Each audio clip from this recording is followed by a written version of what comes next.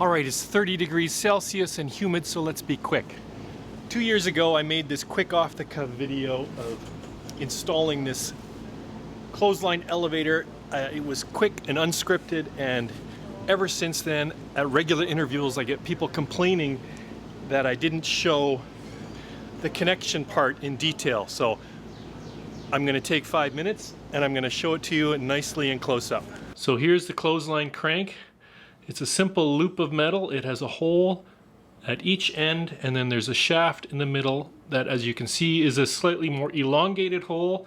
There's a crank on the side with a spring, so you can turn it forward, but you cannot turn it back.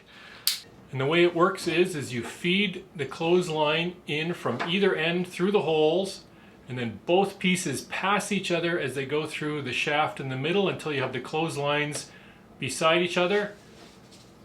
And then you just crank it, and that tightens them down. So, see if I can get this properly in frame.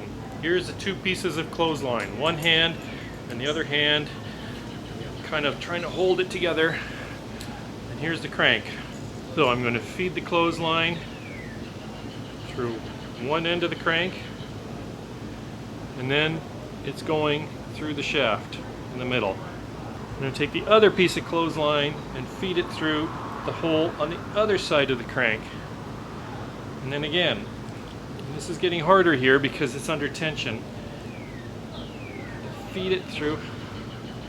If I was smarter, when you're setting up your clothesline to begin with, just leave it long, because you can always cut it off later. You wouldn't have to fight like this. Come on, get through the middle. There we go. Going through the middle. Okay, let me bring you in close. Here we go. This clothesline goes through here, goes through the shaft, and then it ducks away to the side. It does not go through the other end. This clothesline from this end goes through the hole in the shaft, and then it just gets pushed out of the way.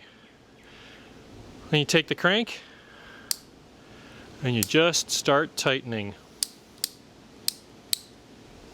And you tighten. And yeah, it's going to look like a bit of a knotted mess in there, but that's okay. Just keep, oh, I'm getting off screen. Oh, you're getting the clothesline nice and tight. There we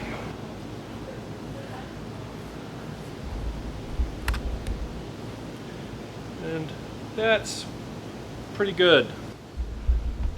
You look here, we got a fairly tight clothesline.